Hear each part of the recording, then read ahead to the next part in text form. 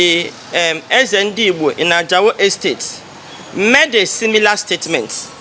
He was arrested, incarcerated for nothing. And we also demand that the federal government dismantle with immediate effect all the checkpoints, all the military checkpoints in the southeast. If the militaries could be in the southeast and we have this high level of crime in the southeast, I don't think we are safe in the hands of the military. It's our children they are killing. We are standing our ground today to say no to all this. Otherwise, we'll all become not just widows, but childless. So guys, a group of women from the southeast have been asking the Nigerian military to leave the southeast alone. Their argument is settled on that with the military in the southeast, that the insecurity is getting worse. They are wondering why, even though we have, roadblocks from here to there in the southeast, but still the insecurity in the land is getting worse. So it appears their attention have been shifted from doing what they are supposed to be doing, securing lives and properties, to just collecting money on the road. So these women are asking the Nigerian military to vacate Imo's, not just Imo State, the southeast, that they should leave the southeast alone. Nigerians, we know that when you go or you travel across the entire nation, there is no part of this country that has the kind of roadblocks we have in the southeast. So the military and the police, they've turned everything into commercial, as if their job, their responsibility is just to take money. The insecurity is there, kidnappers are all over the places, all kinds of things happening. Even in places like Anambra, which we know is very important for Igbo, in terms of the business activities in places like Nnewi, Onitsha, and other places like that. But look at insecurity. You go to Imo State, you don't even talk about Imo State, because Hope Uzodinma is doing a dirty job there. Since this man came into power, Imo youths have been pike. Since Hope Uzodinma became governor. Now, you will see what's happening in Ebonyi State. It's only Abia State that has some little form of, stability, possibly because of the kind of leadership we have there. But when you come to Anambra, it's war. Imo State, that one has been war, tete. And then you go to places like Ebonyi. Ebonyi now is on fire. And nobody cares. So these women are actually saying that the military and other security agents should leave our place because they are not doing their job. Anyway, let me allow you listen to one of the chairpersons that made that call. She's here to, still substantiate her statement. Take a look. Pop one na agbabu na ndai pop unu na-ejide bụ ori onwe anyị dị innocent na-agara onwe ha. Maka na ọ bụrụ na onye nwa amadi anụnwa akpọghọ ndị DSS maybe na ụmụ bibie ha lọtara ụlọ na-apụ unu nwụchie ha na maybe na ọha ụna na onye ime ọha na-akpọ ịma a na-emere ndị mmadụ arrest ha gara onye ọha nwụkọrọ ndị a na ha awụọla ndị kidnappers kpọrọ ha pụọ kpọkpuo ha ọhịa nara ego na-achọ ego gbagbuo ha ha wa wisho na ihe a abụdị IPOP na ihe ndị nwanne na-agbagbu sisi ha gasị ụdị aka asa ha bịa gọrọ nke bụ na ndị amị fụrụ ndị na-agara onwe ha maka na ha afụgo ka ahụ dị ha mebi ụdị ụgbọala ebu na a ga-anatata ha ego wee chụba ha nwụchie ha ifekwa ga-anwụchikwa ha ebe mmadụ na-anọghị anwụchie ha ka ha nwee ike ịtọta ha n'ụzọ dị izi wiche egbe ebuzie ha pụọ na ransom agbagbuo ha ewepụta akpọ ya kidnappers ha gbagbuo shọ na ihe niile ha na-edere anyị onye ọbụ na agbagburu nwa amadi a onye nwụrụ anwụ ọ ga-agọrọ isi onwe ya even though na o nwere ụdị outfit a nwee ego a ga-asụ so ọ chụkwa kidnapping na-ad ịfụrụ ya so otu n'ihe anyị gwara ndị amị ha lawazie na arụ na-eme n'ala Igbo bụ ha na-akpụ ya anyị kwukwara ebe ahụ na kemgbe arụ ala Igbo ọ nọ in history ma ndị nta akụkọ maka eji ekpochapụ history ọ nọ na history n'ala Igbo dị peaceful na ndị Igbo bụ ndị na-agba mbọ asịrị m ndị ohi anọghị mana ọ bụ ozi nke etu anụ ka ndị amị bịa baa n'ala Igbo n'aha IPOP ka ha na-aba ka ha kpọrọ militant ha na-aga sekwa militant n'aka otugbo wụba na gịnị ka militant mere ya rekruto Igbo boys niile na-achọpụrụ ihe ha na-eme na-enwere ihe ha na-eme wee rekruto wee na-achọ ndị dị responsible maka na ozugbo ịgbagbu na tigbuo ozugbo ọbịa onye ọbụla dị responsible kwere akpa ya mee ngene pụọ ndị ọjọọ na-agbozi ndị ọjọọ igbe ha lọtawa ewere ezi ndị ọjọọ wụbaga n'ala Igbo gịnị ka ha ji ụmụaka eme ha were ha kpọọ ha unknown gọọmenti na-echekwa ha n'ọhịa ha nata information ha anya ụmụaka ha ga mere ha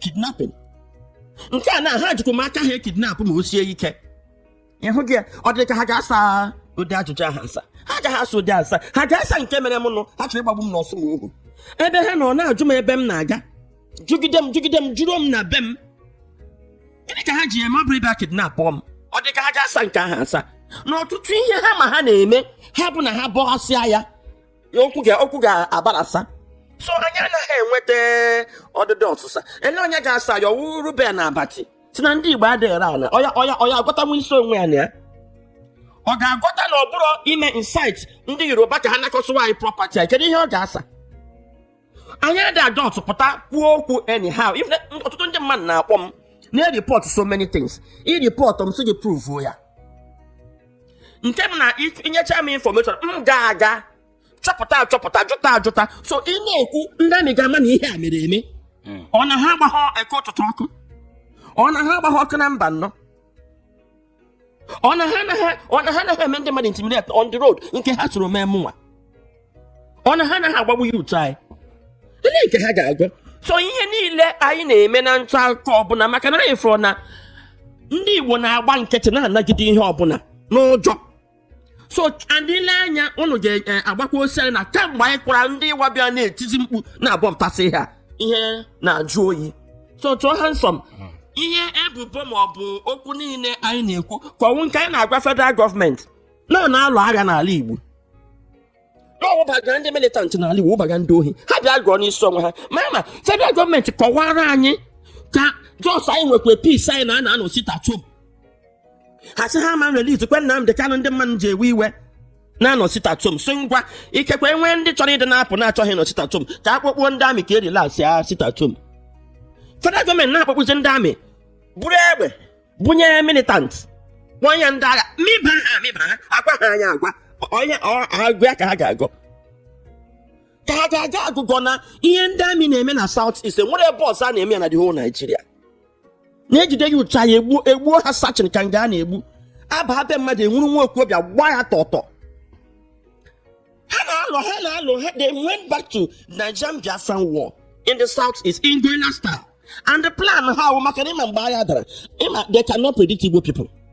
That's their problem. Igbo people will catch with 9 lives. Mgbe ị chere na ịgbajile ha aka ka ha na-eseli so ha ji iji nwayọọ lụọ dị agha gịnị ka ha chọrọ ime ha nọrọ n'ala Igbo chụọ anyị n'ala Igbo complete hụ na ihe awụ kind of surrendering us akụ anyị kpem na Lagos ebe ka ịgba aga ebe ọ na-ewurego ndị ohi na ndị militant bụ ihe egbe chebisi anyị a calculated plan against the Igbos n'ụzọ aghụghọ ndị be anyị aghọtabeghị ụdị ka asị ndị ala akpọrọ anyị n'ụdị aghụghọ ndị ada ajọ aghụghọ ịnọ ka mgbe nwoke m a na-ekwu okwu nke onye Kaduna Erufai ọsọ ewuru aghụghọ wee n'ụzọ aghụghọ aghọrị mmadụ enwekwe ji wetinye dị okwu ụdị oge anya na ha aghọtago ụdị aghụghọ ndị ala dị na arụrụ ala legodo ihe Awolowo mere were hunger as a weapon of war n'ebe ka a na-eme ya legodo ụdị arụrụ a na-alụcha ọgụ ya were tụtụ naira ọ dị ka onye ọchọ ndị mmadụ so Tinubu continue agenda Awolowo mana ndị Igbo amara ya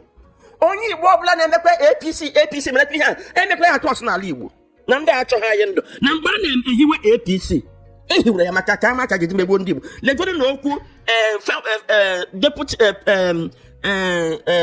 onye na-esote onye isi ala anyị Shetima kwuru na tape anyị nụrụ ya ihe niile na-eme ugbu a bụ ihe leda manụ kwuru na tape ịma erelize tape ahụ ọgọ asa ya ọwụ AI mana ihe ha wụdo AI ihe a plan ka ọ na-agwachi ha na ha emegbe implement mana unfortunately sorry for them na ha emegide implement o doo ha anya na ọ baghị ụrụ ịchọ onye ka gị ndị Igbo gbana ha nkịtị n'ọkwa ihe m na-ayọ ndị be anyị ụgba n'ọkwa share na ike look out for your brothers kwado na ọfụma ebe ọbụla nọ bido na nkịta na-atụsịsị ndị ala n'akụkụ ihe ị na-eme ọ bụrụ by force ọ bụrụ na ị were ha n'ọrụ ha mụtacha ọrụ ka ha gbuo gị nara gị ọ chụpụ gị ndị na-ewe ha n'ọrụ ha bịa challenge m I stand to be corrected ọ bụrụ na anyị ha adịghị ka ndị be anyị wụ ịmụgosicha mmadụ doo omega appreciate that is why ha dakpọ onwe ha ịmụgosicha ha ọmụta ọ chọọ ga-achọ ha na ha amaghị competition so nganụ ha nọ na kọmputa village gaa na kọmputa anyị ada akpọzi boy secretary ha jụrụ ebe a kịta ha ewere nwayọọ na-akpọpụtasị ụmụ ha n'ime ahịa ha were nwayọọ na-abịa gba boy free ha gbachaa boy ahụ ugbu a now ha try so ihe mere n'ụwa onye ọbụla nyewere onwe ya aka wee nụ nwayọọ ọsịsịwanụ ha ka ndị Igbo ndị isi ụmụ anyị akịta ha na-egbusisi a na-ejide ka rehabilitate wa ha ọnwụ na ndị ala nwere ike mee ndị youth ha na-apụ ndị mmadụ ego elegalize ya ka ha nwee ike ịchịkọta ha. I think we can do better. Madam Pinto, ịhụ gị ihe mere na steeti Anambra dịka ndị EFCC wuchiri n'ụlọ otu nwa amadi n'ime abalị. Nwa amadi eche na ọ bụ ndị ohi bịara gbagbuo otu onye ọrụ ndị EFCC. Ọ bụzi dịka o mechara ya bụ ihe ka ọ chọpụtara na ọ bụ onye ọrụ EFCC. Kedu ka esiri hụ nka? Onye bụ otu kwere ihe anyị ji kpọọ onye bụ oku maka na anyị afụgo ka ndị nta akọ ji na-ahịa na-ahịkwasị ya ndị ọ nọ na ndụ ahụ ọnwa onye nọrọ bịa ọ mara ihe mere na Anambra steeti. Nwa amadi agbara egba anyị anụbeghị olu ya, enwebeghị ihe ọ gwara anyị, mana ndị Yoruba na ọ na-abịa ha kịta foto jiri mee calculate even nke a na-akpọ VD gịnị nwanụ Very dark man. Yes, very dark man a na ọ na-akọkwa ịnata. Anyị achọọla ndị amị ndị ejekọghị hapụ ya ka ọ na ya rahụ ụra ha wee jee EFCC wụba ke ndị a na-achọ ihe ụmụ okorobịa anyị ka ga na-amụ nwa na-alụ nwaanyị na-amụ nwa. Kedu ka ha EFCC ga-eji hụ otu ala Igbo nọ kịta dị hot kidnapping na arị ibe ya elu iburu egbe baa be mmadụ by 3 a.m. no invitation. How are we sure na ọnwụ na nwa ndị nke a na-ebu ụmụ okorobịa anyị si obodo oyibo lọta na ekidnap na-agbagbusi anacha ha ego agbagbo ọnwụ ndị EFCC na-echọta wakpu ha je kidnap ha ọnwụ na nwa amadi agba ha egbe eburu ya pụọ anyị ga-ama ndị bụ ya pụ. So ọ dị mma ka Igbo mụrụ anya. In fact ebe ọ bụ na ndị Fulani herdsmen ahapụrụ ha na-ebu egbe si biko legalize egbe onye ọbụla buru onye polisi na-ababe gị ọmara na ha na-aba ha akwado ọfụma. Anyị na-agwazi ndị EFCC ebe o si otu a dị n'obodo nwere ka ọ dị ha nọkwara before ị na-aga emeji nke ị ga-emewe ụdị arrest a mee na onye ahụ invite ma ya bụ na ọbịa maka ndị nnukwu mmadụ ha na-emeghe invite. Ndị a ha na-edere akwụkwọ onye Kogi former Kogi steeti gọvanọ ere invite ọtụtụ oge. So ha na-achọji ikwu na Nigeria bụ nke sọsọ for big men na poor men enweghị a place in this country. Ọ dị gị ka ya bụ nwa amadi ugbu a n'ihi na ka EFCC ya bụ kwụsị aga n'oge na-adịghị anya ga-akpọpụ ya ụlọ ikpe. Ọ dị gị ka ọ ga-enweta ikpe ziri ezi maka na ugbu a EFCC na-ebo ya ebubo na o gburu onye ọrụ ha.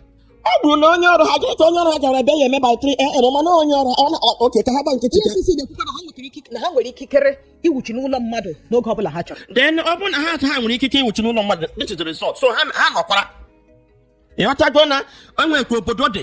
In fact ihe anyị mere demand na our press conference ha relax ya arrest na South East right now. It's not the best time. Or ha chiri ime ihe ọbụla na South East ha dị akwụkwọ ma onye ahụ invite ma ya bụzie na onye ahụ abịahụ. Ọ ka mma na onye ị na-eme invite dị ndụ, onye na-eme invite dị ndụ, onye megoro invite ọgba ọsọ nya gba ọ ga-agbado ka onye i were nwayọọ jidie kama ị ga-aga onye otu na-anwụghọ mmadụ anwụọ maka ndị anyị na-ahụ ọtụtụ mpụ ndị EFCC ha na-edekwa ya ọtụtụ mpụ ndị otu ha na-eme. So ka a ga-eji hajizie ịhụ na ndị EFCC na-arụ ọrụ dị mma then ndị mmadụ a na-arụrụ ọrụ na-ekerekwana ha na ha na-arụ ọrụ dị mma. Onye ka iji ebe akwa na judicial system ihe eji wee nwee breakdown of law and order n'obodo a bụ na our judicial system is dead. And we are 3 arms of the government: the executive, the legislature, and the judiciary. The legislature questioning it now checkmate the executive now, not now the executive. The judiciary question now like executive and legislature anya, not now the executive. In here on now military rule kind on here. So the judiciary is dead. It don't one and one matter again. What here? I will make it go. Man, one matter the free all Allah. In fact, even a young man now live with that to the so license. We have to go with it. Israel we will have license. So that the kidnapper gonna get defend doing with it. How can they leave us porous like that? Onye Guyana nwa ikoko. Na-egbu, then egbu say ha na-eti aka na-ebe ka oke. Anyị nwa ndị a na-egbu ọwa anya abụghị mmadụ. Kama na ihe mere na ọbụna anyị ga-etinye anya na anya bụ ikpe a ga-ekpe. Ndị Igbo Women Assembly anyị ga-represent ya to our legal department ka anyị nwee representation sonye anya ọkwa anyị gbara ha ụta ha beje nke na-eti ha eti anyị achọzi ụzọ anyị ga-eji wee gwa ndị judiciary okwu ịghọtago n'obodo a ga-ayasakwaghị nne na ndị mmadụ ga-eburukwa egbe baa n'iru ọnwụ na judiciary ahajighị onwe ha dozie onwe ha ka ndị mmadụ na-enweta justice maka ihe ọtụ ndị mmadụ na-eji gba nkịtị ihe mee bụ ha gaa n'ụlọ ikpe ha nweta justice kịta na-enweta justice. Nigeria is now a jungle. Survival of the fittest and the elimination of the unfit. Okay, now so uche anyị ha bụ ndị nne ndị Igbo Women Assembly apụtago ịhụ na anyị ga-enye aka ọla nwere ike protect the interest of our children kama na ihe na-enye anyị nsogbu iwu enyemaka iji na-eme ụdị ihe ma ọ kwa na-echekwara ịzụ ụmụ anyị maka na enweghị onye dị free kịta na akwa iwe anyị nwụrụ n'otu o jiri nwu enweghị onye aha onye ukwu aha onye nta so it's a matter of everybody is involved so let the mothers come out and defend their husbands and their children ọ ihe anyị nọzi na ya kịta. Ọ dị mma Madam Pinto, achọbụ m ịjụ gị otu ntịntị ajụjụ tupu njụọ gị ihe nchọrọ ịjụ maka ọ bụ na ị na-anya ikwutetụrụ okwu gbasatara APC na-eme ihe ahụ ha batakwala n'ala Igbo mana nke ọ bụ eziokwu ọ bụ na ejije ahụ akpọrọ deri nwa mama Ọsọfịa sị na ndị a dị ka abatagokwa ka anyị weregono nke ka hapụgo n'Imo steeti ka anyị were nke na-achọ ịbịa na Anambra steeti ugbu a maka na kemgbe afọ gara aga ka ndị a ji eti mkpu na ha ga-ewegara Anambra nke abụghị na ha na-eme ebere na ha ga-ewegara Anambra na ha kwuru ya na Edo wegara kwuo ya n'ebe a wegara na Anambra bụ ọzọ ha ga-ewegara na ha ga-eme ihe niile iwegara Anambra mana ka o si wee dị ugbu a na ihe gbasatara ndọrọ ndọrọ ọchịchị a sị gị kwuo n'uche nke gị n'agbanyeghị ụfọdụ ndị na-asị na Soludo rụrụ ọrụ ụfọdụ ndị na-asị na ọ rụrụ ọrụ mana abịa na-enweghị ezi nchekwa na ọkụrụ afọ n'ala ndị a niile ga-apụtakwazi ọkwa na APC bụ ndị Igbo bụ ndị Anambra n'uche nke gị ga-asị n'eziokwu ma onye ahụ na-eji afa APC azọ ọchịchị ahụ ọ bụ onye ọma ọ bụ onye ọjọọ ha nọ ego n'akụkụ ka anyị mara nke na-eme anyị. Ihe mwute dị na ya bụ ndị politishan dị ka ndị 419 dịkwado dị igbu nne ha were kwụrụ ọgwụ ego mgbe ị nụkọtanụ na nwatakịrị gbara moto lele nne mụrụ ya nye ya ara zụọ ya fụọ ya ọsha inweta ego etu a ka ndị politishan dị and ebe ihe a ji wee nye anyị nsogbu uwu ha enwekwanụ they are not stakeholders n'ala Igbo gbakọ even ordinary local government chairman nke baghara ha ada ka dre family ha nwụla ahụ obodo oyibo bụ ezi ego ha ga-eri so ha enwechaghị much to invest n'ala Igbo gịnị akụkọ sekuriti ya na-akọ ha cha ndị amị onede ha mma cha ndị polisi onede ha mma ndị family ha ị ga-ama ma na ebe ọbụla family nwoke nọ ka obi ya na-ada so mgbe ha dị akpọkọrọ ụmụ ha kpọgachi obodo oyibo ụmụ Soludo nọ na Anambra steeti ka ya ajụ onye na-echekwa Anambra onye ka ọ na-eche ọmịa ka ọ na-eche ka mpịa ka ọ na-eche ka ụmụ ya ka ọ na-eche ka nwunye ya ka ọ na-eche nke a bụ ajụjụ anyị ga-ajụ kama na ihe merụ ya ka m ji ekwu na anyị na-ahapụga ndị anyị kwesịrị ịdọ n'akwa na-adọ ndị ọzọ judiciary nọ ọkwa judiciary nyere hope ụzọ dị mma gbara tọọdụ ọchịchị gbara fọt ọchịchị anyị na-akpọ APC na Edo steeti ifu na onye isi ala na-achị anyị ugbu a o wee n'ọchịchị ọbụrụ onye kwudo ya ọkwarị nga na ọkwa agarị dị nga chief a na-apụta n'ụgbọ na-ewọla celebrity kemgbe otu ọkụ aga onye ganga pụta ya wụọ celebrity Nnamdi Kanu ganga wụọ celebrity Obasanjo ganga wụọ president Buhari ganga wụọ president Nneka gawudala mama gawu the first female president so ekwuwenụ dị anya bụ eziokwu onye isi ala na-achị anyị ugbu a na owinụrụ ewinu so nsogbu enwe na dịka Erufai kwuru mmiri ejula ụwa ọnụ onye ọbụla lite kwado ọ bụrụzie nọọsụ ịga ngagharị iwe for the judiciary maka na judiciary mezi niile ji aghasa aga ngagharị iwe ma ana m agwa unu nke bụ eziokwu na enweghị ebe a tụrụ ọchịchị na Nigeria today APC win even na ward enwero ka arụ dị ndị Nigeria ugbu a na maka na onweghị onye ha hara ahụhụ a na-ata Tinubu ọhara ndị be ha even ndị kazi arịa eze akpọ ya ọnụ ogwu ndị be ha ile anya hụ na ndị Igbo nọrọ onwe ha ọchịkwana ihe anyị kwudede tupu ha riwe ọkwa ị na-ekwu okwu inye ọrụ mgbe Buhari batara n'ụmụ federal character mana o nyere ndị ugwu niile ọrụ nagide ha onye nke a bụ anyị iwu South cheta ndị be ha South na South East nụrụ anyị n'Nsụka nke ya wụ West ndị be ha ọpọnọ ndị be ha ndị na-erite bụkwa ndị na-akpọ ya ọnụ ndị Igbo anyị ewurego onwe anyị ka anyị si wefịa na Naịjirịa nọ eru onwe anyị ihe anyị na-ayọza ha buko ha na-aya aka kwanụ ngwongwo nụchi n'ala Igbo pụọ hazie na ya aka riwe ego Naịjirịa in fact anyị ayọla Tinubu si ya biko enya na ya appointment jide appointment go n'idudu ịghọtago ama m ihe mmadụ na-aga nrụ Tinubu mana ihe anyị na-ayọ ya awụzi ha ya aka in peace ka anyị nọrọ manage we if you can pull through the wall pull through etie Buhari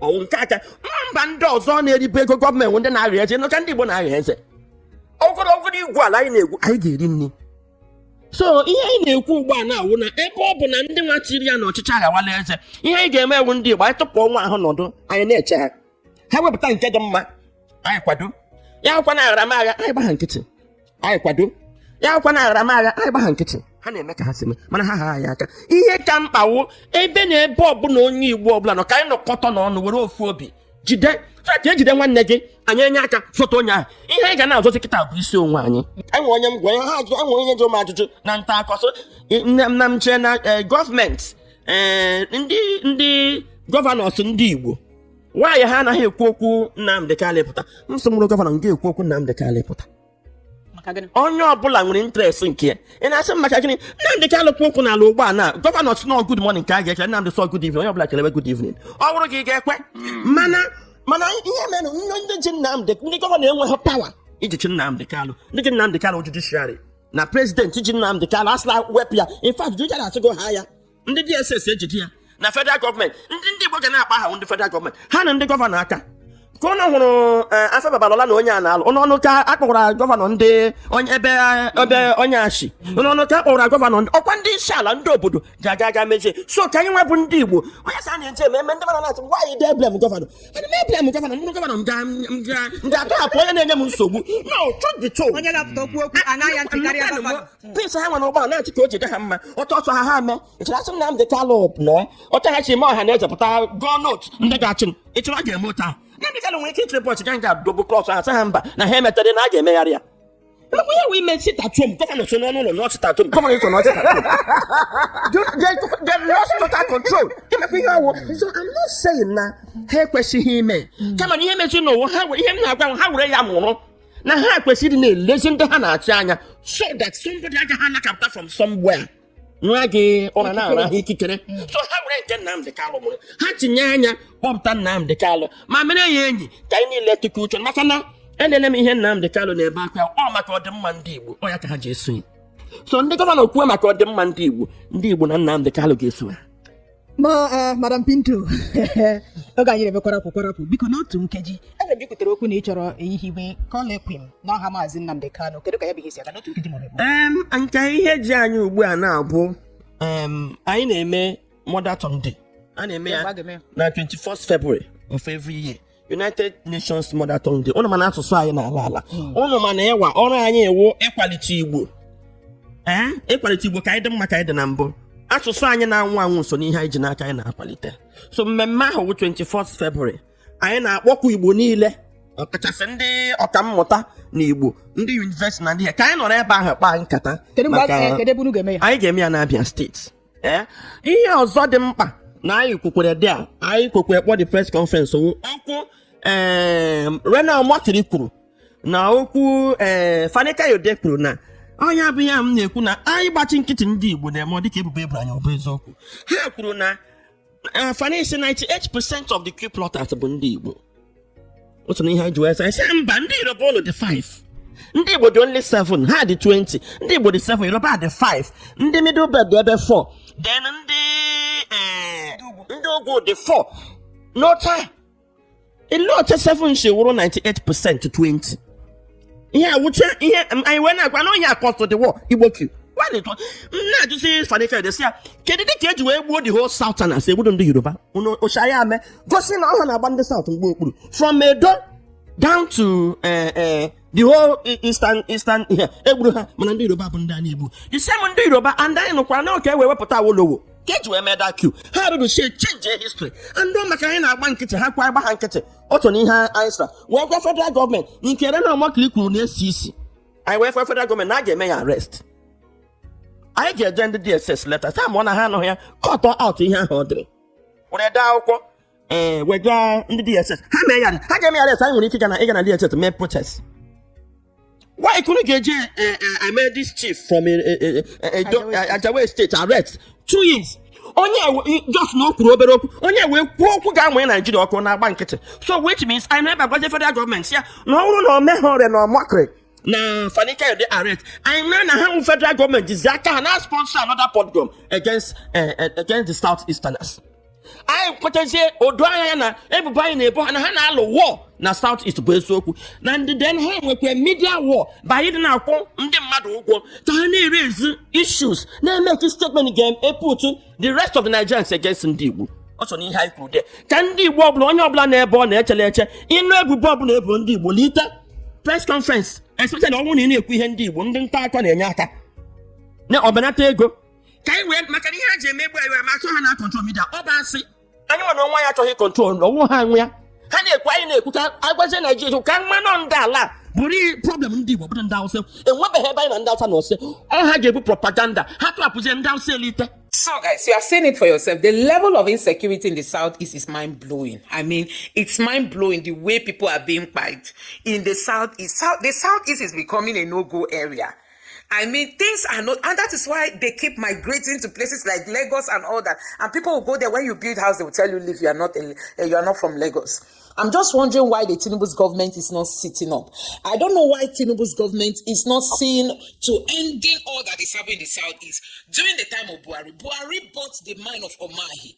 Buhari bought the mind of Hope Uzodinma. These people were ready to sacrifice their people to please Buhari. Now Buhari has gone. All the seeds they sowed during the time of Buhari is what has grown now, and that is what people are reaping. Hope Uzodinma was ready to, in short, hand over Imo State to Buhari. And that was why we saw even many young men were killed under the Buhari's regime. And now, still, there is no peace in Imo State because Hope Uzodinma is using a kind of, is it police or security, this security that they are setting up. The kind that Hope Uzodinma is using is a type that does not even care. And so these women are calling for the military to leave because they cannot protect the people. What's the essence of being there and collecting money from people when you know you can't actually give them the peace they're asking for?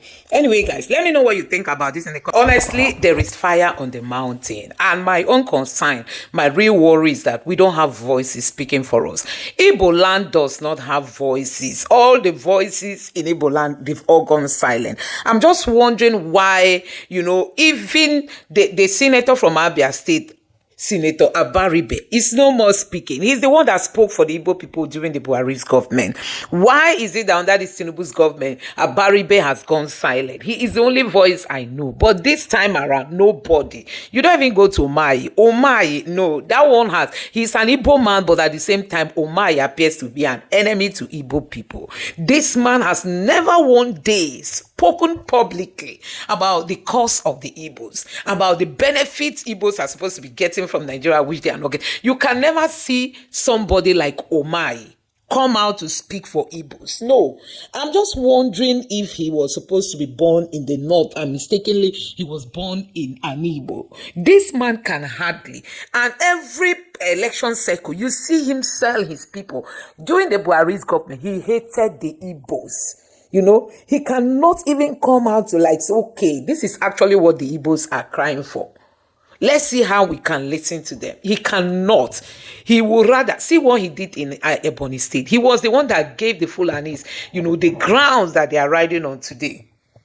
And he just betrayed his people. He betrayed his people totally.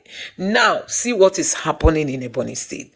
Then you don't even go to Anambra because we have a professor who does not even want to use his professorship to give Anambra the best of leadership. Why Abia State is succeeding? Is it not because Alex Oti is well learned? Is it not because Alex Oti is well learned? And that him being learned also helps him to have empathy. That empathy for the people is what makes him to say he's not going to eat people's money. He will use it for the good of the state. And that is what he's doing. But we have in Anambra a professor. Under his watch, things are going wrong. Even if Soludo cannot manage these things himself as a governor, he should set up teams. Even if he cannot set up teams, he should appoint people to go look for competent hands. Set up teams. People, look at the security in Anambra. They are the one buying Anambra people now. In the name of they are looking for kidnappers. The kidnappers must have all run away. They will be buying ordinary people. So guys, a whole lot is happening in Igbo land. I don't know who is going to rescue us from all this. Don't even go to Imo State because that one has been a killing field. Since Hope Uzodinma came into power, it has been a killing field. I'm just pitying Hope Uzodinma because the blood of all these people that he wasted, guess what, will be speaking. Blood is thicker than water.